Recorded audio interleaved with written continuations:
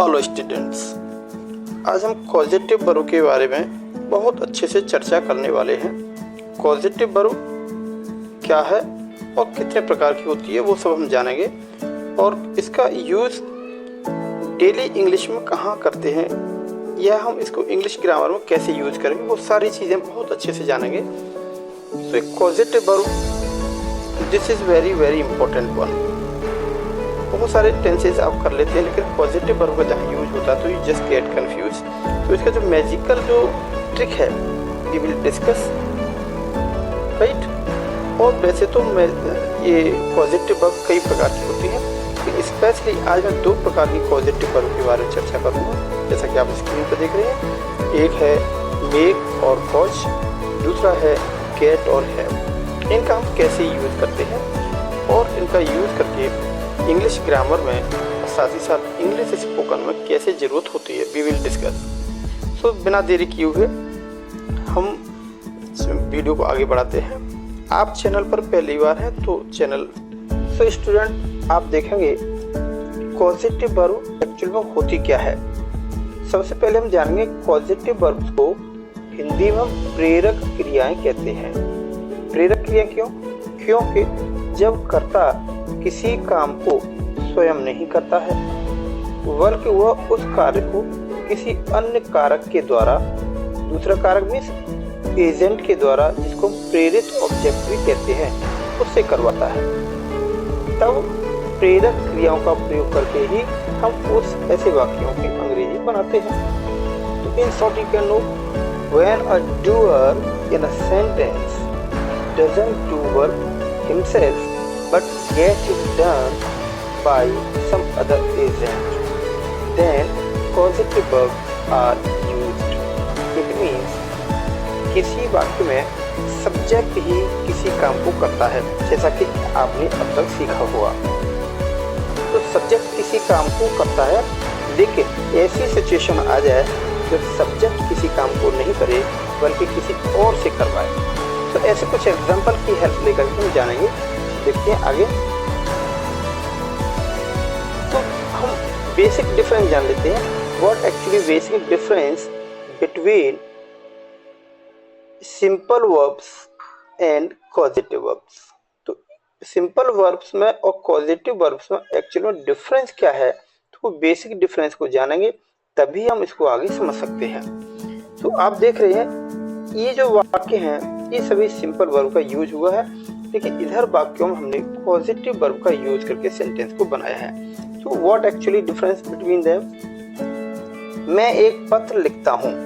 यहाँ आप देखेंगे ये जो सब्जेक्ट है ये किसी काम को मैं, यानी लिखने का काम कौन कर रहा है? मैं स्वयं, यानी सब्जेक्ट काम कर रहा है। इसकी इंग्लिश आप बनाएंगे आई राइट ए लेटर। यहाँ बहुत सरल तरीके से आपने समझ लिया होगा। देखिए इसी वाक्य को हम पॉजिटिव वर्ब में यूज करेंगे, तब क्या बोलेंगे? मैं एक पत्र लिखवाता हूँ, यानी मैं लिखता नहीं हूँ, किसी और से लिखवाता हूँ। This is the basic difference. This is the basic difference. ये पॉजिटिव और ये सिंपल वर्ब, राइट। तो यहाँ मैं एक पत्र लिखवाता हूँ और इधर हम देख लेंगे मैं लिखता हूँ। तो इसकी इंग्लिश जब बनाएंगे आप बनाएंगे I get a letter written. तो वन थिंग यू नो, जहाँ सब्जेक्ट किसी काम को किसी दूसरे से करवाता है तो पॉजिटिव वर्ब होती है। एक और एग्जांपल लेते हैं और उसे जानने की कोशिश करेंगे। जैसे मैं अपनी कार धुलता हूँ, यानी मैं अपनी कार धुलता हूँ, यानी मैं अपना काम स्वयं कर रहा हूँ। कार को धुलने का काम कौन कर रहा है? ये सब्जेक्ट कार धुलने का काम कर रहा है। तो आई वॉश माई कार, तो बहुत ही सिंपल है, जैसा कि हम जानते हैं प्रेजेंट इंडेफिनिट का टेंस है आई वॉश माई कार। लेकिन इसी सेंटेंस को यदि मैं पॉजिटिव वर्ब का यूज करके करता हूँ तो इसका अर्थ होता है मैं अपनी कार धुलवाता हूँ। यस, मैं अपनी कार धुलवाता हूँ, यानी मैं नहीं धुलता, किसी से धुलवाता हूँ। अब इसकी इंग्लिश क्या बनेगी? I get my car washed. Yes, I get my car washed. So student, I think ये बेसिक डिफरेंस सिंपल वर्ब्स और पॉजिटिव वर्ब्स में हमने जान लिया होगा। जब हम सब्जेक्ट अपना उस काम को स्वयं नहीं करे, किसी और से कराएगा, तो डेफिनेटली ऐसे वाक्यों में पॉजिटिव वर्ब का यूज करेंगे। कुछ और एग्जांपल की हेल्प लेते हैं और अच्छे से इसको समझने की कोशिश करेंगे।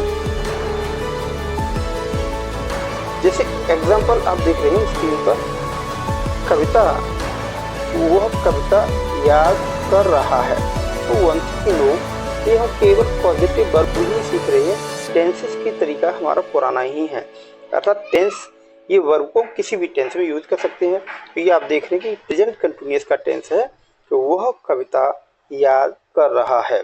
सो he is learning a poem. Very simple, he is learning a poem. तो ये आपने एक सिंपल सेंटेंस बना दिया। लेकिन इसी को अगर हम पॉजिटिव वर्ब की तरह से बनाएंगे तब होगा वह उससे कविता याद करवा रहा है। अब यहाँ पर ये जो सब्जेक्ट है ये कविता याद नहीं कर रहा, किसी और से करवा रहा है। तो इसके इंग्लिश जब बनाएंगे तो he is making him learn, he is making him learn a poem. आपने देख लिया यहाँ इस तरीके से यहाँ पॉजिटिव वर्ब का यूज हुआ है। अब दूसरे एग्जाम्पल को भी देख लेते हैं। इस एग्जाम्पल की हेल्प लेते हैं और जानते हैं कि कैसे हम आगे करेंगे। रोहित शेट्टी एक चित्र बना रहा है। यहाँ आप देखेंगे एक सब्जेक्ट है जो रोहित शेट्टी वही चित्र बनाने का काम कर रहा है। This is a very simple sentence using simple verb. तो Rohit Shetty is making a picture, very simple. लेकिन इसी सेंटेंस को पॉजिटिव वर्ब में अगर हम बनाएंगे तब बोलेंगे रोहित शेट्टी एक चित्र बनवा रहा है। यहाँ बनवा रहा है, तो this is the basic difference. English बनाएंगे तो Rohit Shetty is getting a picture made. तो आई होप स्टूडेंट्स ये बेसिक डिफरेंस पॉजिटिव वर्ब में है उसको आपने समझ लिया होगा। अगर ये आप बेसिक डिफरेंस जान पाए हैं तो फिर मैं वीडियो आगे बढ़ाता हूँ और पॉजिटिव वर्ब एक्चुअली में होती कौन सी हैं, कैसे यूज करते हैं, वो सारा डिटेल से हम जानेंगे। जैसा आप अपनी स्क्रीन पर देख रहे हैं, positive verbs are generally two types. तो पॉजिटिव वर्ब के बारे में ये भी हम जान लेंगे पॉजिटिव वर्ब एक्चुअली में होती कितनी है। वैसे तो बहुत सारी जगह पर आप बहुत सारी प्रकार की पॉजिटिव वर्ब के बारे में जानकारी मिलेगी, specially positive verbs are only two types. कौन सी पॉजिटिव वर्ब्स है हम बहुत डिटेल से उसके बारे में जानेंगे। नंबर 1 मेक और कॉज। मेक और कॉज एक पॉजिटिव वर्ब है। तो दूसरी जो पॉजिटिव वर्ब है that is get and have. तो इन दोनों पॉजिटिव वर्ब में क्या बेसिक डिफरेंस है वो भी हम जानेंगे। आप यहाँ देख रहे हैं तो मेक और कॉज का यूज हम कब करेंगे, जब ऑब्जेक्ट द्वारा स्वयं काम किया जाए, यानी सब्जेक्ट जो है प्रेरित ऑब्जेक्ट द्वारा काम स्वयं कार्य करना हो, यानी प्रेरित ऑब्जेक्ट जो काम करेगा उसका लाभ भी उसी को मिलेगा, आगे जानेंगे डिटेल से। और गेट हैव का कब करेंगे, जब सब्जेक्ट प्रेरित ऑब्जेक्ट से काम करवाता है। सब्जेक्ट प्रेरित ऑब्जेक्ट से काम करवाता है तो यहाँ पर गेट और हैव का यूज करेंगे। लेकिन जब सब्जेक्ट काम को करता है, राइट, जब सब्जेक्ट किसी काम को करता है, जहाँ डिटेल से आगे जानते हैं, तो देख रहे हैं हम use of make and cause. Make और कॉज का एक्चुअली हम यूज कैसे करेंगे। अभी हमने जाना कि पॉजिटिव वर्ब दो प्रकार की, एक तो मेक और कॉज, दूसरी गेट एंड हैव। तो मेक और कॉज का हम प्रयोग तब करेंगे जब कर्ता यानी सब्जेक्ट किसी कार्य को स्वयं नहीं करता है बल्कि दूसरे एजेंट से करवाता है। और खास बात क्या है, और उसका प्रभाव उस प्रेरित ऑब्जेक्ट पर यानी एजेंट पर ही होता है। This is the basic difference, a very important one. Actual में क्या है, सब्जेक्ट किसी दूसरे से काम करवाएगा, ये तो पॉजिटिव वर्ब का बेसिक सा नियम है। लेकिन जिस काम को किसी दूसरे व्यक्ति से करवाएंगे उसका सीधा सीधा प्रभाव उसी व्यक्ति पर, उसी एजेंट पर होगा, तब हमको निसंदेह कॉज और मेक का ही यूज करना है। कैसे जानते हैं कुछ एग्जांपल की हेल्प लेकर के। तो इसके स्ट्रक्चर को अगर हम देखें तो स्ट्रक्चर है इसका सब्जेक्ट, उसके बाद मेक या कॉज, सब्जेक्ट मेक या कॉज, फिर object one, then main verb की फर्स्ट फॉर्म और ऑब्जेक्ट सेकंड। तो एक चीज आपको ध्यान रखनी है, यहाँ ऑब्जेक्ट एक से अधिक हो सकते हैं, और चूंकि वर्ब पॉजिटिव का यूज कर रहे हैं, लेकिन एक वर्ब जो सिंपल होगी वो भी इस वाक्य में देखने को मिलेगी। इस तरीके से दो वर्ब और दो ऑब्जेक्ट होंगे, यह हमको ध्यान रखना है। और इम्पोर्टेंट बात बता दें, ये पॉजिटिव वर्ब्स का यूज हम डिफरेंट डिफरेंट टेंस में करके देखेंगे, ताकि ये कंफर्म हो जाए कि हम इन पॉजिटिव वर्ब को किसी भी टेंस में यूज कर सकते हैं। तो सबसे पहले हम देखें इंडेफिनिट टेंस अगर है तो इंडेफिनिट टेंस में इसका यूज करेंगे, तब इसका स्ट्रक्चर क्या होगा। आई होप टेंसेस के बारे में आप बिल्कुल जानते होंगे, या टेंसेस के बारे में भी आपको जानना है तो बेसिक्स टेंस के बारे में सीखना है, तो इन पर मैंने सेपरेट वीडियो बनाई है, उनको भी आप चैनल पर देख सकते हैं। सबसे पहले हम बात करते हैं प्रेजेंट इंडेफिनिट टेंस की, कि प्रेजेंट इंडेफिनिट टेंस की सेंटेंस का स्ट्रक्चर क्या होगा। तो सब्जेक्ट होगा, एंड सब्जेक्ट के बाद मेक अथवा कॉज में से कोई एक लगा लेंगे, then object one, main verb की फर्स्ट फॉर्म, और देन ऑब्जेक्ट सेकंड। जैसा मैंने अभी बताया ऑब्जेक्ट दो होंगे। फॉर एग्जांपल से दौड़ाता है, तो इस तरीके से हम इसको देखेंगे कि रोहित उसको दौड़ाता है, तो रोहित मेक्स हिम रन। ये सेंटेंस इस तरीके से इंग्लिश इसको हम बनाएंगे। यहाँ रोहित सब्जेक्ट है, देन पॉजिटिव वर्ब, उसके बाद ऑब्जेक्ट जो फर्स्ट, देन मेन वर्ब की फर्स्ट फॉर्म। इसमें सेकंड ऑब्जेक्ट का यूज नहीं हुआ है, तो रोहित उसे दौड़ाता है, तो रोहित मेक्स हिम रन। अब हम मेक की जगह पर कॉज का अगर यूज करना चाहेंगे तो कैसे करेंगे, तो Rohit causes him to run. This is the basic difference. क्योंकि हम कॉज का अगर यूज करते हैं तो उसके बाद इन्फिनिट टू का यूज करेंगे। वैसे कोई मीनिंग में कोई अंतर नहीं है, हम मेक का भी कर सकते हैं, कॉज का भी कर सकते हैं। ध्यान रखना है कि कॉज के बाद इन्फिनिट टू का यूज करना है। कुछ और एग्जांपल की हेल्प लेते हैं, यानी जैसे प्रेजेंट इंडेफिनिट में, तो हम दूसरे इंडेफिनिट में यानी पास्ट इंडेफिनिट और फ्यूचर इंडेफिनिट में भी इसको जान लेते हैं कैसे करेंगे। अब हम बात करते हैं पास्ट इंडेफिनिट टेंस की। यहाँ पास्ट इंडेफिनिट टेंस में हम देखेंगे इसका स्ट्रक्चर क्या होगा। तो सबसे पहले सब्जेक्ट, उसके बाद मेड अथवा caused, then object one, main verb की first form, then object second. इसका मतलब हुआ कि पास्ट इंडेफिनिट में सेकंड फॉर्म आती है, तो मेक की सेकंड फॉर्म कॉज मेड लगा देंगे, और कॉज की सेकंड फॉर्म कॉज्ड लगा देंगे। अब उसी सेंटेंस को हम पास्ट के इंडेफिनिट में कैसे करेंगे, जैसे रोहित ने उसे दौड़ाया। यस, रोहित ने उसे दौड़ाया, ये एक सेंटेंस है। अब पास्ट इंडेफिनिट में इसको बनाना है, तो Rohit made him run, Rohit made him run. लेकिन कॉज का अगर यूज करना चाहे तो क्या कर देंगे, Rohit caused him to run. This is the again difference, कि कॉज के बाद हमको इन्फिनिट टू का प्रयोग करना है। इसी सेंटेंस को यदि हम फ्यूचर टेंस में, फ्यूचर के इंडेफिनिट टेंस में देख करें तो स्ट्रक्चर हमारा थोड़ा चेंज हो जाएगा।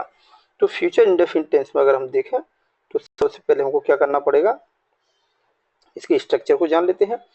सब्जेक्ट होगा, उसके बाद विल या शैल, फिर मेक या cause, then object one, main verb की first form, then object to.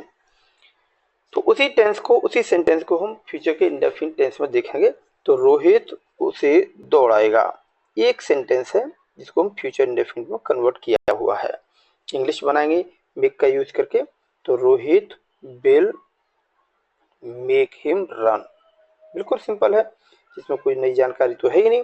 अगर कॉज का यूज करेंगे, Rohit will cause him to run. तो यहाँ बेसिक ध्यान हमको रखना है, कॉज के बाद केवल टू इन्फिनिट का यूज किया जाना है। सो स्टूडेंट, आई होप कि आपने इंडेफिनिट में पॉजिटिव वर्ब मेक या कॉज का यूज करके समझ लिया होगा। कुछ और एग्जांपल जिसे हम दूसरे टेंसों में, जैसे कि कंटिन्यूअस में भी इसका यूज करके देखते हैं, और फिर जानेंगे कि इसका प्रयोग हम कहाँ कहाँ कर सकते हैं। तो अब हम देखेंगे कंटिन्यूअस टेंसों में हम इसका प्रयोग कैसे करेंगे। कंटिन्यूअस के जब टेंसेज बनाने हो तो सबसे पहले देखेंगे प्रेजेंट के कंटिन्यूअस टेंस को जब बनाएंगे तब क्या होगा। तो इसका स्ट्रक्चर जरा समझ लेते हैं।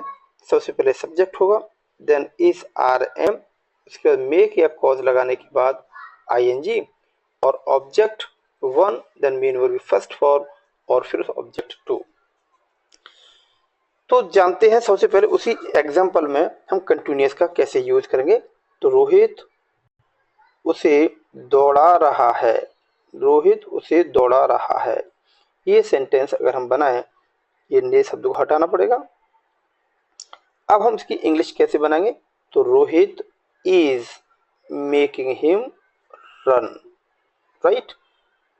मुझे लगता है ये बहुत ही सरल तरीका है जिसे आपने समझ लिया होगा। अब हम इसी में कॉज का यूज करेंगे, तब क्या बना देंगे, Rohit is causing him to run. तो इस तरीके से हमने देखा कि प्रेजेंट के कंटिन्यूअस में भी हम इस कॉजेटिव वर्ब का यूज करते हैं और कर सकते हैं। अब हम देखेंगे नेक्स्ट पास्ट कंटिन्यूअस में इसका यूज कैसे करेंगे, फिर जानेंगे फ्यूचर कंटिन्यूअस में कैसे यूज करेंगे। तो हम देखेंगे कि पास्ट कंटिन्यूअस में जब इसका यूज करेंगे तब इसका स्ट्रक्चर क्या होगा। तब हम इसके स्ट्रक्चर के बारे में बात कर लेते हैं। तो this is past continuous tense. तो पास्ट कंटिन्यूअस टेंस में हम देखेंगे इसका स्ट्रक्चर हो जाएगा सब्जेक्ट, बाज या बर, उसके बाद मेक या कॉज लगा करके I N G, main object 1 main verb first form then object 2। तो इस तरीके से हमें केवल समझना है कि टेंसेज वही हैं, केवल कॉजेटिव वर्ब मेक या कॉज का प्रयोग करेंगे। अब कुछ एग्जाम्पल की हेल्प लेकर के इसको समझना चाहेंगे। तो एग्जाम्पल हम बार बार उसी को रिपीट इसलिए कर रहे हैं ताकि कॉन्सेप्ट आप अच्छे से इसकी समझ जाएं। तो एग्जाम्पल हम देख रहे हैं, रोहित उसे दौड़ा रहा था। सेम सेंटेंस को मैं रिपीट कर रहा हूँ so that you know actually what the concept of causative verb is. So Rohit was making him run. Rohit was making him run. अब हम कॉजिंग का प्रयोग, कॉज का प्रयोग करेंगे, तब हमारा स्ट्रक्चर होगा Rohit was causing him to run. So student, इस तरीके से आपने अच्छे से समझ लिया होगा कि पास्ट के कंटिन्यूअस टेंस में भी मेक या कॉज का हम यूज कर सकते हैं और किस प्रकार के सेंटेंस बनेंगे। अब इसको हम देखते हैं कि फ्यूचर कंटिन्यूअस के अगर टेंस को बनाना हो तब हमारा ये कॉजेटिव वर्ब वाला स्ट्रक्चर क्या बदलेगा। सो एग्जांपल देखें, एक स्ट्रक्चर देख लेते हैं। सबसे पहले सब्जेक्ट विल से के साथ बी, देन मेक और कॉज आईएनजी लगा देंगे, object 1 object 2 and object 1 main verb की first form then object 2। Example हम वही दोहराते हैं, रोहित उसे दौड़ा रहा होगा, तो Rohit will be making him run. और कॉज का अगर यूज करना हो तो Rohit will be causing him to run. So again I say this is the basic difference, क्योंकि कॉज के बाद इन्फिनिट टू का यूज करते हैं। अब जानते हैं कुछ और दूसरे एग्जाम्पल। ये मैं एक एक्सरसाइज आपको दे रहा हूँ, इस एक्सरसाइज को अभी वीडियो में आगे मैं इनका एक्सप्लेनेशन भी दूंगा, तब तक के लिए आप वीडियो को पॉज करें और इन सभी सेंटेंस को अभी मेक और कॉज का जैसे मैंने यूज करके बताया है इसको ट्रांसलेट करें। और यदि आप कर पाते हैं तो कमेंट सेक्शन में लिखें यस, और किसी प्रकार का कोई इश्यू है तो मुझे आप कुछ लिख करके बताएं कि आपकी क्या प्रॉब्लम है। तो वीडियो को पॉज करें, इन सारे सेंटेंस की इंग्लिश बना के देखें और फिर मैं वीडियो को कंटिन्यू करूंगा और उसमें आपको इनके एक्सप्लेनेशन भी बताऊंगा। सो स्टूडेंट देखते हैं, जैसे संगीता उसे हंसाती है, तो ये भी पॉजिटिव वर्ब हो गया। कृपया बच्चों को मत रुलाओ, तो आप सोच रहे होंगे सर इंपरेटिव सेंटेंस है ये। यस, इंपरेटिव सेंटेंस में भी हम पॉजिटिव वर्ब का यूज कर सकते हैं, जैसे बच्चों को खूब हंसाओ, तो ये भी इंपरेटिव है। अब मेरी माँ बचपन में मुझे पहाड़े याद कराती थी, तो कॉन्सेप्ट को अच्छे से समझ से चला। क्या आप मुझे अभ्यास कराओगे? मैं तो बिल्कुल अभ्यास कराऊंगा ही, लेकिन अभ्यास तो आप ही को करना है। तो इस तरीके से आप देखें ये भी पॉजिटिव वर्ब है। मैं रवि को कविता याद करा चुका हूँ, बहुत अच्छा। तो आप देखेंगे कि ये सभी पॉजिटिव वर्ब का यूज करके सेंटेंस है। तो आप उनको तब तक बनाइए, मैं वीडियो को आगे बढ़ाता हूँ।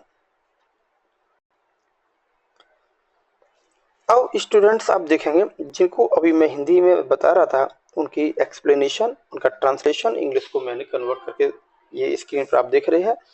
संगीता मेक्स हर लाफ, जो पहला सेंटेंस अभी हमने बोला था।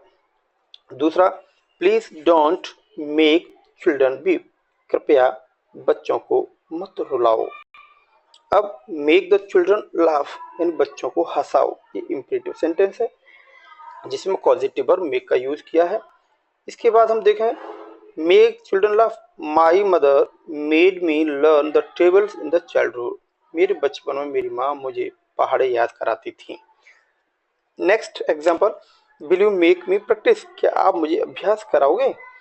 और last one but not the least, I have made Ravi learn a poem, मैंने रवि को एक कविता याद कराई है। सो स्टूडेंट, आप इनको अच्छे से समझ गए होंगे। अब आपके लिए एक नया होमवर्क है कि इन सभी कॉजेटिव वर्ब में आपको कॉज का प्रयोग करके इनकी इंग्लिश बनानी है और मुझे कमेंट सेक्शन में यस लिखेंगे कि आपकी समझ में इस प्रकार की कॉन्सेप्ट आ गई है। वीडियो को आगे बढ़ाते हैं और जानते हैं गेट और हैव का एक्चुअल हम प्रयोग कैसे करेंगे।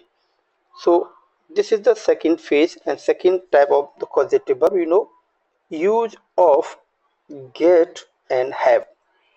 यहाँ हमको बेसिक को पकड़ना है कि जब कर्ता किसी कार्य को दूसरे एजेंट से, दूसरे एजेंट मीन्स प्रेरित ऑब्जेक्ट से करवाता है तो उसका प्रभाव उस एजेंट पर नहीं होता बल्कि कर्ता पर ही होता है। This is the basic difference. हमने मेक और कॉज का जब यूज किया था तब हमने जाना था कि वहां पर काम करने वाले पर ही प्रभाव पड़ता है, लेकिन यहाँ काम करने वाले पर प्रभाव नहीं होगा बल्कि सेंटेंस के सब्जेक्ट पर होगा। इन क्रियाओं का जो प्रयोग हम करेंगे वो पैसिव वॉइस की तरह करेंगे। अब पैसिव वॉइस में क्या करते हैं, आप कंफ्यूज ना होइए। पैसिव वॉइस में हम वर्ब की थर्ड फॉर्म का यूज करते हैं। तो स्ट्रक्चर को जानेंगे और जानते हैं कि कैसे इसको हम यूज करेंगे सर। तो आगे बढ़ते हैं। स्ट्रक्चर की अगर हेल्प लें हम तो हम इसको देख लेते हैं कि सबसे पहले हम क्या करेंगे, इसके स्ट्रक्चर को जानेंगे। सब्जेक्ट होगा, देन गेट या हैव, फिर जो दो ऑब्जेक्ट इसमें यूज होंगे, एक डायरेक्ट ऑब्जेक्ट एक इनडायरेक्ट ऑब्जेक्ट। तो डायरेक्ट ऑब्जेक्ट को हम पहले लगाएंगे, डायरेक्ट ऑब्जेक्ट मीन्स निर्जीव कर्म। उसके बाद यहाँ मेन वर्ब की थर्ड फॉर्म लगाएंगे। आपने मेक और कॉज में देखा था, यहाँ मेन वर्ब की फर्स्ट फॉर्म लगाते थे, लेकिन यहाँ वर्ब की थर्ड फॉर्म ही लगानी है। देन बाई, और उसके बाद अगर कोई इनडायरेक्ट ऑब्जेक्ट है तो उसको लगाएंगे। तो I hope this structure is basic different. So अगर आपने स्ट्रक्चर को समझ लिया, इसके डिफरेंस को जान लिया, तो ये पॉजिटिव वर्ब बहुत इजी लगेगी। मेक और कॉज से मैं कंपैरिजन करते हुए आगे बढ़ रहा हूँ और आगे इनके एग्जाम्पल की हेल्प से इनको जानेंगे एक्चुअली हम करेंगे कैसे। तो तरीका मेरा वही है कि सबसे पहले हम इंडेफिनिट टेंस में इन पॉजिटिव वर्ब गेट और हैव का यूज करेंगे, फिर कंटिन्यूअस में करेंगे और इसके बाद परफेक्ट या दूसरे सेंटेंस में आप स्वयं करके देखेंगे। तो सबसे पहले हम देखेंगे कि इंडेफिनिट टेंस में पॉजिटिव वर्ब गेट और हैव को कैसे करें। फॉर एग्जाम्पल, वो धोबी से कपड़े धुलवाता है, ये प्रेजेंट का इंडेफिनिट टेंस है। किसका है? प्रेजेंट का इंडेफिनिट। तो कैसे करेंगे, ही गेट्स या has the clothes washed by the washer man. तो इसका स्ट्रक्चर क्या हो जाएगा हमारा, सबसे पहले सब्जेक्ट होगा, उसके बाद पॉजिटिव वर्ब गेट या have, then object, right, then verb की थर्ड फॉर्म और लास्ट में हो जाएगा इनडायरेक्ट ऑब्जेक्ट यानी सजीव कर्म।